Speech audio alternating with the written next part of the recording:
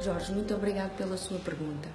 A sua pergunta faz-me lembrar que é muito importante todos compreenderem porque é tão difícil lutar contra o cancro e porque é tão difícil alcançar a cura do cancro. As células tumorais não são células externas, não é um organismo exterior como um vírus ou uma bactéria que atacou o nosso organismo. Na verdade, as células tumorais são nossas células que perderam duas capacidades essenciais. Perderam a capacidade de controlar o seu crescimento. Então têm um crescimento ilimitado, continuam a crescer sem parar. E perderam a capacidade de morrerem. Há uma coisa que se chama a morte programada. Então, uma célula normal nasce, diferencia-se, realiza a sua função e depois de um certo tempo morre. Isso tem um nome que se chama apoptose. É a morte programada das células. As células tumorais perdem essa capacidade, deixam de morrer, então tornam-se imortais. Ao tornarem-se imortais e a multiplicarem sem controle, vão acabar por dar massas, tumores, conjuntos de células que vão invadindo os tecidos normais. Mas, na sua gênese, essas células têm as características das células normais. Então, quando estamos a desenvolver tratamentos que matem as células tumorais, necessariamente vão ter efeitos nas células normais, porque elas não são assim tão diferentes. Então, tem sido muito difícil encontrar tratamentos que sejam altamente específicos das células tumorais e que deem poucos efeitos secundários nas células normais.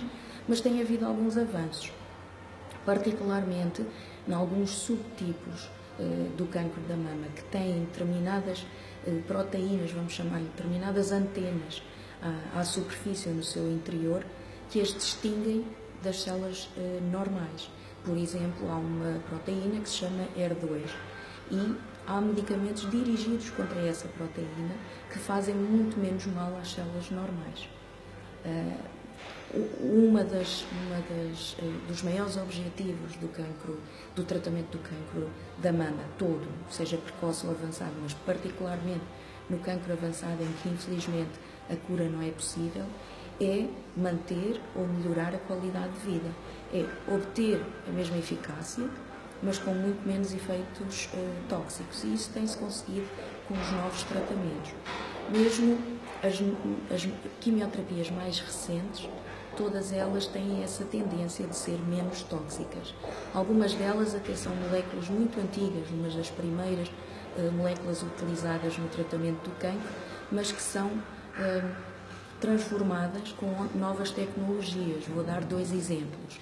Há um fármaco que se chama 5-fluorouracilo. É muito antigo. O que é que se fez há uns anos atrás? Conseguiu-se colocar esse fármaco dentro de comprimidos. Então, em vez de ter que se receber o tratamento pelas veias, com o desconforto que isso representa, podem-se tomar comprimidos.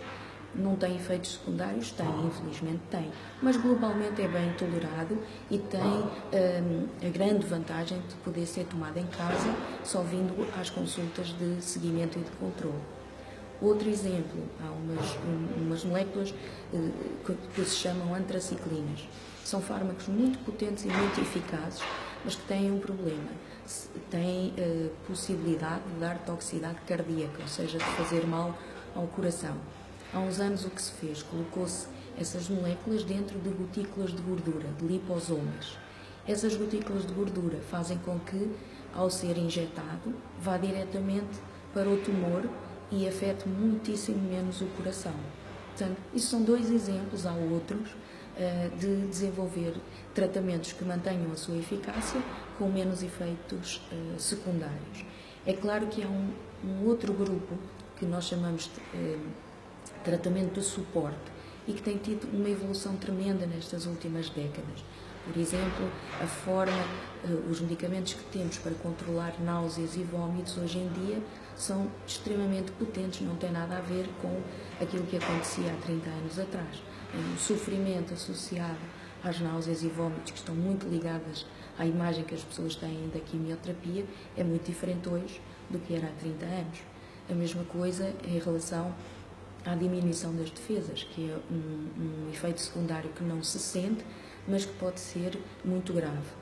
Mas hoje em dia temos fatores de crescimento que estimulam a medula a produzir os glóbulos brancos e diminuem o risco de infecções. Portanto, toda essa parte de tratamentos de suporte para os sintomas induzidos pelo tratamento, também para os sintomas da própria doença, o melhor controle da dor, por exemplo, tudo isso tem ajudado a que, apesar de, como diz na sua pergunta, ser um caminho de sofrimento, porque é verdade quando temos que lutar contra uma doença, particularmente se essa for uma doença incurável, mas esse caminho de sofrimento nós tentamos que seja minorado ao máximo.